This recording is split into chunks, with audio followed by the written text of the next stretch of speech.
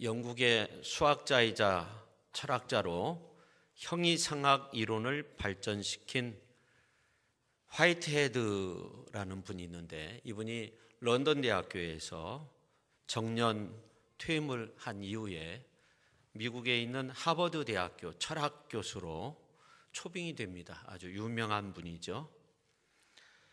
그런데 그의 할아버지와 아버지는 사립학교의 교장이었습니다. 또 아버지는 목사였습니다. 그야말로 대대로 예수님을 잘 믿어오던 그런 가문의 사람이었습니다. 그러나 화이트헤드는 젊은 시절 철학과 수학에 심취하면서 신앙에 대해서 깊은 회의에 빠지게 됩니다. 급기야는 대대로 이어오던 신앙을 버리고 교회와도 담을 쌓게 됩니다. 그러다가 인생의 황혼기에 접어든 어느 날이었습니다. 자신이 살던 지방에 눈이 너무나 많이 와가지고 외출했다가 서둘러서 집으로 돌아오는데 어디에서 노랫소리가 들려요. 가만히 들어보니까 찬송을 부르는 그런 노래소리였습니다. 할머니가 눈 구덩이에 빠져서 아주 희미하게 조그만한 소리로 찬송을 부르고 있었어요. 그래서 서둘러서 그 할머니를 끄집어냈습니다. 그러니까 이 할머니가 너무나 고마워가지고 감사하다고 그러면서 묻는 거예요. 내게 이런 큰 은혜를 베풀어 주었으니 당신은 분명 예수님을 잘 믿는 사람임에 틀림없겠죠. 어느 교회에 출석하십니까? 그러니까 머리를 극적이면서 저는 교회에 다니지 않습니다. 신앙심도 없습니다. 그러니까 이 노파가 의외라는 듯이, 아니 다 늙은 분이 어쩌려고 아직도 예수님을 믿지 않는단 말이에요. 그러다가 나처럼 뜻밖의 사고를 당하면 어떻게 하려고 그래요? 나는 저 눈덩이 속에서 죽을 거라고 생각하고 찬송을 불렀어. 그렇게 말을 하는 겁니다. 그 말을 들은 순간 이 사람이 충격을 받아요. 깊이 생각했어요. 도대체 무엇이 이 할머니로 하여금 저토록 두려운 죽음 앞에서도 큰 확신을 가지고 찬송을 부르게 할 수 있었을까? 내가 탐구하던 어떤 수학, 철학, 그 어떤 학문이라도 저 할머니가 갖고 있는 신앙에 확신을 줄 수 있는 것은 아니지 않는가, 이런 생각을 합니다. 그때부터 이제는 그가 탐구해온 학문에 대해서 회의를 갖기 시작해요. 젊어서는 신앙에 대해서 회의를 가졌는데 늙어서는 그토록 자신만만해했던 학문에 대해서 회의하게 됩니다. 그리고 버렸던 신앙을 되찾기로 작정하고 교회에 출석해요. 그리고 잃었던 신앙을, 믿음을 되찾게 되었다고 합니다. 가만히 생각해 보면 화이트헤드와 같은 석학을 누가 논리적으로 설득할 수 있겠어요? 한 예로 그가 65세 때 종교란 무엇인가에 대해서 한 4번에 걸쳐서 강연을 했는데 그 강연을 이제 한글로 번역해 가지고 책으로 나왔어요. 유명한 책이죠. 종교란 무엇인가라는 그런 책입니다. 그런데 이 죽어가던 노인이 이 사람을 설득시킨 거예요. 논리가 아니라 확신으로 신앙을 불러일으킨 겁니다. 수학이나 철학의 압도적인 논리로 설득한 것이 아닙니다. 죽어가며 부른 찬송으로 이런 놀라운 일을 한 겁니다. 오늘 이 자리에 참여한 모든 분들이 확신에 찬 믿음으로 많은 가족들, 이웃들 주님의 품으로 인도할 수 있기를 예수님의 이름으로 축원합니다. 성도 여러분, 하나님께서 우리를 택하셔서 구원코자 하시면 우리의 어떤 형편이나 능력이나 우리의 생각과는 상관없이 위대한 역사를 이루게 됨을 믿으시기를 바랍니다. 하나님 앞에서 택함받은 성도가 된다는 것은 대단히 영광스러운 일입니다. 하나님은 약한 자를 택하셔서 강한 자를 부끄럽게 하시고 미련한 자를 택하셔서 지혜로운 자를 부끄럽게 하십니다. 우리가 비록 질그릇과 같은 그러한 존재이지만 우리를 택하셔서 이끄시는 하나님의 능력이 심히 큰 것을 우리에게 보여주심으로 우리 인간이 하나님의 택함받은 놀라운 존재인 것을 보여주시는 겁니다. 오늘 이제 본문 말씀은 사도 바울이 갈라디아 교회 성도들에게 보낸 편지인데, 놀라운 것은 하나님의 택함 받은 성도의 복에 관한 놀라운 말씀을 전해주고 있다는 겁니다. 첫째, 과거와는 다른 사람이 된다는 겁니다. 먼저 사도 바울은 과거의 자신의 모습을 회상하면서 이렇게 말씀을 전합니다. 오늘 이제 13절, 14절 말씀 같이 한번 읽겠습니다. 13절입니다. 내가 이전에 유대교회에 있을 때 행한 일을 너희가 들었거니와 하나님의 교회를 심히 박해하여 멸하고 내가 내 동족 중 여러 연갑자보다 유대교를 지나치게 믿어 내 조상의 전통에 대하여 더욱 열심히 있었으나. 아멘. 아마도 사도 바울이 정말 과거에 얽매였던 사람이었다고 한다면 아무것도 할 수 없는 사람이 되었을 겁니다. 그러나 사도 바울은 앞만 보고 달렸어요. 사도 바울식 표현으로 표대를 향하여 그리스도 예수 안에서 하나님이 위에서 부르신 부름의 상을 위해서 달려갔어요. 사도 바울은 위를 향해서, 앞을 향해서 달려갔지 뒤처지지 않았어요. 그렇다고 해서 과거가 불필요하거나 완전히 잊으라는 그런 말씀은 아닙니다. 저는 어떤 사람의 모습도 불필요한 것은 없다고 생각해요. 우리 인체도 다 필요하다고 생각합니다. 어떤 분이 사람의 배꼽은 필요 없는 거 아닌가. 엄마 뱃속에 있을 때는 필요하지만 나와서는 무슨 배꼽이 있어야 되느냐. 그래서 한 젊은이가 지혜로운 노인에게 물었답니다. 배꼽이 왜 필요합니까? 그러니까 이분이 하시는 말씀이 뭔지 아십니까? 앞뒤를 구분하는 데 필요하지. 그렇게 말했답니다. 이스라엘 텔아비브에 있는 박물관에 가보면 흰 벽면에 세 줄의 문장이 쓰여져 있다고 합니다.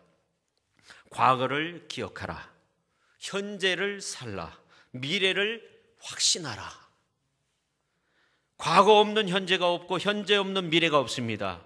과거는 이미 지나가 버린 것이지만 그때 받은 은혜가 빛나는 오늘을 있게 한 것이라면 결코 그 과거를 잊어서는 안 됩니다. 그래서 구약 성경에 보면 기억하라 이런 말씀들이 많이 나옵니다. 그런데 과거를 떠날 줄 아는 사람이 또 지혜로운 사람이에요. 과거를 떠나라는 말은 모두 과거를 잊으라는 그런 말이 아닙니다. 우리 인간은 과거를 잊을 만큼, 완전히 잊을 만큼 전능자가 아니에요. 어떤 면에서 과거를 기억할 필요는 있어요. 그 이유는 과거의 실패를 반복하지 않기 위해서입니다. 어리석음이라는 것은 뭐냐면 실패하는 것이 아니라 실패를 계속적으로 반복하는 겁니다. 지혜로운 사람도 실패합니다. 그러나 지혜로운 사람은 과거의 실패로부터 배울 줄 아는 사람입니다. 그리고 더 지혜로운 사람은 그 배움을 통해서 더 나은 미래를 창조해가는 사람입니다. 그러므로 과거에 집착하여 사는 사람은 항구에 매여 있는 배와 같은 거예요. 배가 존재하는 이유는 항구에 매여 있기 위해서가 아니라 항해하기 위해서죠. 과거로부터 배우되 과거로부터 과감하게 떠나시기를 바랍니다. 그런 믿음의 성도님들이 다 되실 수 있기를 예수님의 이름으로 축원합니다. 바울에게 있어서도 사도로 사역하는데 가장 큰 장애거리는 과거의 행적이었습니다. 그것이 과거에는 대단한 일인 것 같았지만 지금은 엄청난 장애 요소가 되었습니다. 없었으면 좋았을 뻔한 과거였습니다. 그의 과거의 엄청난 실수, 다시 말해서 수많은 크리스찬들을 잡아서 감옥에 넣고 스데반 집사가 유대인들이 던지는 돌에 의해서 순교를 당하는 이러한 모습을 지켜보면서 그것을 당연한 것처럼 그렇게 여겼어요. 이러한 과거의 일로 자격지심에 빠질 수도 있고 또 모든 크리스찬들이 자신을 인정해 주지 않는 그러한 문제점도 있었어요. 그러나 그것은 바울이 언제나 바로 서도록 하는데 중요한 역할을 했다는 겁니다. 그래서 오늘 13절에서 자신 있게 자기의 과거를 밝힙니다. 그래서 오늘 13절 말씀 가운데 보면 너희가 들었거니와, 유대교에 있을 때 행한 일을 너희가 들었다는 거예요. 그런데 그 들었던 과거를 어떻게 극복하고 있습니까? 숨길 수 없는 일이었기 때문에 그냥 시인합니다. 그리고 자신의 돌이킬 수도 지울 수도 없는 과거에 대해서 신앙적인 승화를 통해서 해소해 나갑니다. 그것이 뭐냐면 내가 하나님께로부터 택함받았다는 거예요. 택정함을 입었다는 겁니다. 이제 사도 바울은 도저히 자격이 없는 과거의 죄악에 대해서 주눅들지 않고 그러나라고 외치고 있습니다. 오늘 15절부터 보면 16절 말씀까지 같이 한번 읽죠. 15절, 그러나 내 어머니의 태로부터 나를 택정하시고 그의 은혜로 나를 부르신 이가 그의 아들 이방에 전하기 위하여 그를 내 속에 나타내시기를 기뻐하셨을 때 내가 곧 혈육과 의논하지 아니하고. 아멘. 그러나 자격 없는 나를 모태로부터 택정하신 그분이 자격 없는 나를 부르셨다는 겁니다. 그러면서 당당히 나서고 있어요. 근데 우리가 눈여겨봐야 할 것은 하나님께서 택하신 시간, 언제 택하였느냐, 그때가 언제라고 말하고 있느냐 하는 겁니다. 바울은 뭐라고 말하고 있어요? 회개한 이후 다메섹 도상에서 그때라고 말하고 있습니까? 아닙니다. 어머니의 태에서부터라고 말하고 있어요. 그러면 하나님의 섭리의 과정 속에 자신의 실수, 그 과거, 부활의 예수님 만나기 전에 그 실수도 하나님의 섭리 가운데 있는 거예요. 왜냐하면 어머니의 태로부터, 모태로부터 나를 택하셨기 때문에. 하나님이 그렇지 않습니까? 어머니의 뱃속에서 나를 택했어요. 그러니까 이제 다메섹 도상에서 부활의 예수님 만나기 그 전의 일들, 많은 사람들을 핍박하고 스데반 집사가 죽는 것에 대해서 당연하게 여겼던 그 일도 하나님의 섭리의 과정 속에 있다는 그런 말씀이에요. 성경에 보면 그 비슷한 말씀들이 많이 나와요. 시편 22편 10절에 보면 내가 낳을 때부터 주께 맡긴 바 되었고 모태에서 나올 때부터 주는 나의 하나님이 되셨다는 거예요. 시편 139편 13절에 있는 말씀을 보면 주께서 내 내장을 지으시며 내 모태에서 나를 만드셨나이다. 16절에 있는 말씀을 보면 내 형질이 이루어지기 전에 주의 눈이 보셨으며 나를 위하여 정한 날이 하루도 되기 전에 주의 책에 다 기록되었다는 거예요. 내 모든 일이 기록되었다는 거예요. 그러니까 우리가 이 과거의 실수 속에서 하나님의 섭리를 발견할 수도 있다는 거죠. 분명 내 실수는 잘못됐어요. 과거의 실수 잘못됐어요. 지나간 일이지만 잘못됐어요. 근데 예수 그리스도의 보혈로 씻음 받고 나서는 그것이 유익이 된다는 거죠. 어떤 경우는 과거의 죄 때문에 죄 용서함을 받고 겸손한 사람이 되기도 하고요. 다른 사람에 대해서 깊이 이해를 해요. 어떤 경우는 고난 속에서 삶을 정결케 하시고 더 풍부한 영양분을 공급하시는 그 하나님의 은혜를 깨닫기도 해요.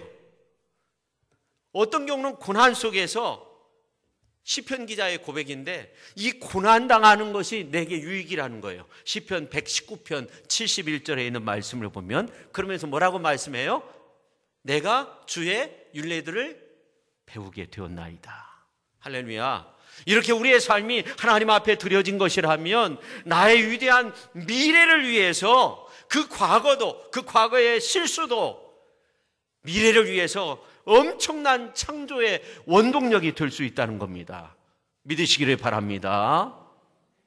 성도 여러분, 사도 바울이 예수 그리스도 안에서 자유하게 되었듯이, 아니 그 자유를 넘어서 위대함으로 나아갈 수 있게 되었듯이 우리도 주님의 택함받은 자로서 과거에서 자유함을 얻으시기를 바랍니다. 위대함으로 나아갈 수 있기를 바랍니다. 두 번째, 사람에 의해서가 아닌 하나님에 의해서 이끌리는 사람이 된다 하는 겁니다. 오늘 이제 10절에서 12절 말씀을 보면 알 수 있는데요, 오늘 이제 본문에서 바울은 자신이 전한 복음은 사람의 뜻을 따라 된 것이 아니라고 그렇게 말씀하고 있어요. 나아가서 사람에게서 배운 것이 아니라고 말씀하고 있어요. 더 나아가 자신의 주체적인 결정권이 모두 다 하나님께 있다고, 나를 택한 것도 그리고 내가 하는 것도 다 하나님이 하신 일이라고 그렇게 고백하고 있습니다. 사실 사도 바울이 의지할 사람은 사방에 아무도 없어요. 유대인들, 이 사도 바울이 자신들을 배반했다 해가지고 죽이려고 했어요, 유대인들이. 또 예수님을 믿는 사람들도 사도 바울을 핍박자로 여겼어요. 양쪽 어느 누구도 사도 바울을 지원하지 않아요. 더군다나 사도 바울이 자신이 하나님과 직접 대면하여서 이제 지낸 시간이 없다고 생각을 해요. 그리고 예수님과 직접 공생애를 거친 시간이 없다고 사람들이 생각을 해요. 그러니까 너는 사도가 될 자격이 없다 하는 겁니다. 자, 이러한 가운데 사도 바울이 전하는 말씀이 정말 복음의 말씀인데, 정말 축복의 말씀인데, 그 정통성이 인정받지 못할 수밖에 없는 형편이었어요. 그래서 사도 바울은 늘 이렇게 말해요. 자신이 전한 복음의 출처는 하나님께 있다는 거예요. 할렐루야. 이것은 이제 복음에만 한정된 것이 아니라, 내가 전하는 말씀에만 한정된 것이 아니라, 이거 하나님께로부터 나온 말씀이라고 그렇게 강조를 하면서 내가 사도된 것도 역시 마찬가지라는 거예요. 그래서 갈라디아서 1장 1 말씀 우리가 같이 한번 읽도록 하겠습니다. 사람에게서 난 것도 아니요 사람으로 말미암은 것도 아니요 오직 예수 그리스도와 그를 죽은 자 가운데서 살리신 하나님 아버지로 말미암아 사도된 바울은, 할렐루야, 우리들 부족하지만 이렇게 고백할 수 있어야 돼. 나 부족한 사람이지만 나를 택하신 분, 나를 인도해 주실 분, 나의 앞길을 주장하실 분 누굽니까? 하나님이라고. 그분이 나를 부르셨다고, 나의 놔둔 것은 다 하나님의 은혜라고 그렇게 고백할 수 있어야 됩니다. 사도 바울은 고백했습니다. 나 자신의 의지로 사도된 것이 아니라 하나님의 절대적인 주권적인 선택에 의해서 내가 사도가 되었다는 겁니다. 마띠아처럼 제비 뽑아서 사도의 반열에 올라간 것이 아니라는 거예요. 중요한 것은 하나님이 나를 선택하셨다 하는 겁니다. 요한복음서 15장 16절에 있는 말씀을 보면 이 포도나무 비유의 말씀이 나와요. 예수님께서 하신 말씀인데 거기에 이런 말씀을 하고 있어요. 같이 한번 읽죠. 너희가 나를 택한 것이 아니요 내가 너희를 택하여 세웠나니 이는 너희로 가서 열매를 맺게 하고 또 너희 열매가 항상 있게 하여 내 이름으로 아버지께 무엇을 구하든지 다 받게 하려 함이라. 아멘. 주님이 선택하셨는데, 주님이 우리를 선택하여 열매 맺게 한다는데 누가 반론을 제기할 수 있겠어요? 주님 실수한 겁니다. 그 사람은 열매 맺을 수 없는 사람, 열매 기대하지 마십시오. 주님 뭘 모르시는 것 같은데요. 그 사람 안 돼요. 포기하세요. 과거가요. 안 돼요. 하나님이 사무엘 선지자를 통해서 다윗을 선택하고 기름 부을 때 어떻게 합니까? 이새의 집에 갔어요. 형들 다 이제 사무엘 앞에 지나쳤는데 하나님의 응답이 없는 거예요. 그래서 사무엘 선지자가 다른 아들 없냐고, 막내 아들 있는데 그 다윗이 지금 양떼를 지키고 있다, 데리고 오라고 딱 쓰니까 그니 일어나 기름을 부으라 하나님께서 말씀하시잖아요. 그거에 대해서 누가 거부할 수 있겠어요? 하나님께서 하시는 일인데요. 성도 여러분, 우리는 사람이 택한 것이 아니라 하나님이 택하셨다는 그런 감격이 있어야 됩니다. 바울은 이 사실을 곳곳에서 말합니다. 내가 하나님의 택함을 받았다는 거예요. 모태에서부터 나를 택정하시고 그의 은혜로 나를 부르셨다고 오늘 15절에서도 말씀하고 있습니다. 우리는 사람이 아닌 하나님께서 택함 받은 자로서 정말 감격하며 힘있게 일어설 수 있는, 그래서 하나님의 인도함을 받는 훌륭한 믿음의 사람들이 다 되어야 할 줄로 믿습니다. 그 다음에 사명을 위한 것이었다 하는 겁니다. 이 사도 바울은 하나님이 자신의 과거의 죄와 많은 사람들을 핍박하고 죽음에 이르게 한 자임에도 불구하고 자신을 부르신 하나님의 섭리를 나만 구원받도록 하기 위해서가 아니라 자신의 사명과도 아주 직결되는 놀라운 은혜의 측면이 있다고 그렇게 고백을 합니다. 그래서 오늘 이제 15절, 16절에 있는 말씀을 보면 이런 말씀이 나와요. 그러나 내 어머니의 태로부터 나를 택정하시고 그의 은혜로 나를 부르시니가 그의 아들을 이방에 전하기 위하여 그를 내 속에 나타내시기를 기뻐하셨을 때, 그런 말씀이 나오죠. 근데 이제 세번역 성경으로 보면 이런 말씀이에요. 그러나 나를 모태로부터 따로 세우시고 은혜로 불러주신 하나님께서 그 아들을 이방 사람에게 전하게 하시려고 그를 나에게 기꺼이 나타내 보이셨습니다. 사도 바울은 하나님의 은혜 가운데 자신을 구원의 자리로 불러주신 것은 하나님 앞에서 새로운 방향의 사역으로 부르시는 사명의 초대로서 그렇게 받아들였다는 거예요. 나를 부르신 거는 이건 나에게 사명이 있다, 이 말씀인 거예요. 그러면서 나는 이방인을 위한 사도라고 그렇게 자처하면서 지냅니다. 오늘 이제 16절 말씀 한번 보세요. 16절 혈육이라는 단어가 나옵니까? 안 나옵니까? 16절 말씀 혈육이라는 단어가 나오죠. 그 다음에 17절에 있는 말씀을 보면 나보다 먼저 사도된 자들이라는 말이 나옵니다.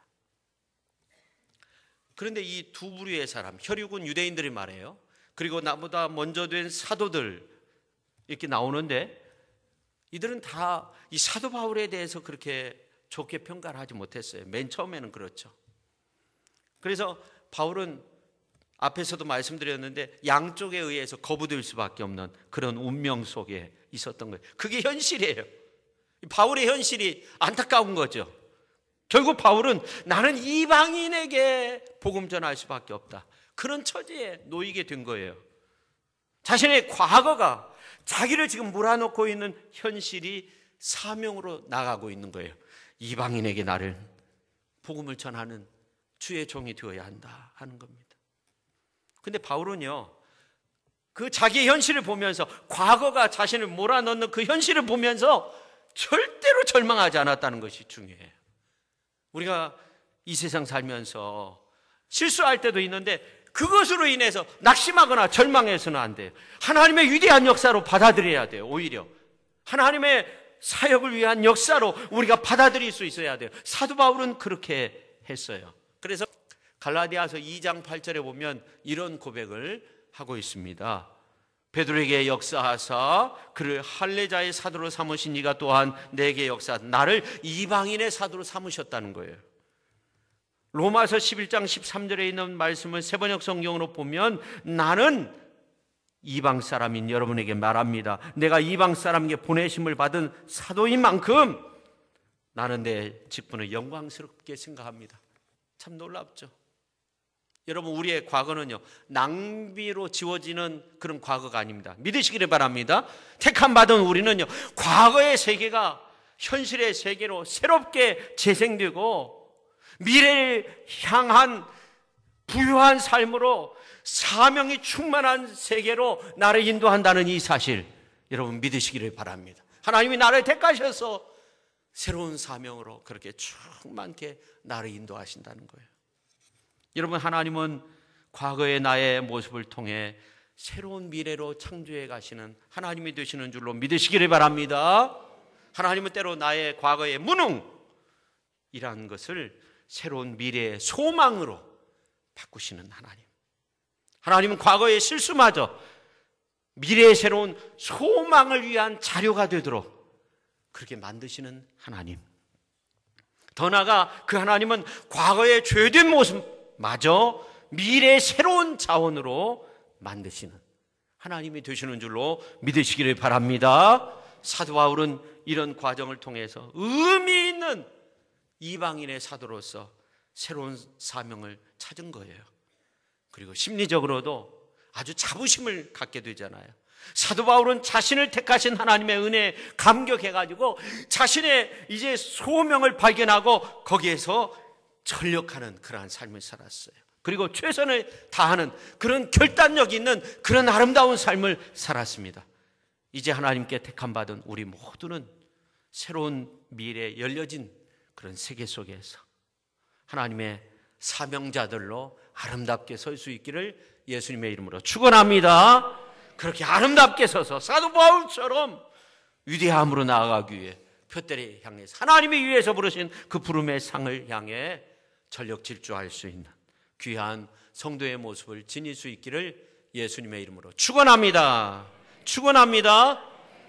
우리가 이 시간 함께 통성으로 기도할 때 하나님 아버지, 우리는 과거의 실수와 또 과거의 죄와 허물이란 것들을 정말 너무나도 부끄럽게 생각하고 죄악된 모습으로만 생각했었는데 우리가 예수 그리스도의 보혈로 다 씻음받고 난 뒤에는 하나님은 그러한 것까지도 귀한 자원이 되게 하시고 우리를 새롭게 변화시켜 주셔서 위대한 하나님의 사람으로 만드실 수 있다는 이 사실을 깨달아 알았사오니 오늘 우리가 새롭게 일어설 수 있도록 해달라고 그렇게 기도하겠습니다. 함께 기도합니다. 하나님 아버지,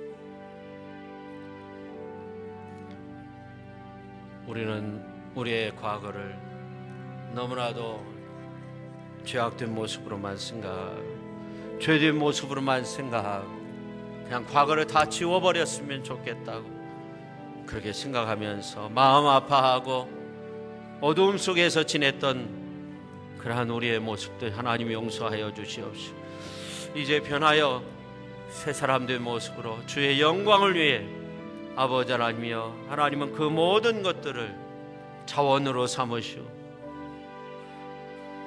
잘할 수 있도록 새 소망으로 만들어주시는 하나님 되심을 우리가 깨달아 알아서 아버지 하나님이여 더욱더 힘써서 주의 영광을 위해 살아갈 수 있는 저희들 되게 하여 주시고 그러한 아름다운 가정과 그러한 아름다운 모습들을 지닐 수 있는 저희들 되게 하여 주시옵소서.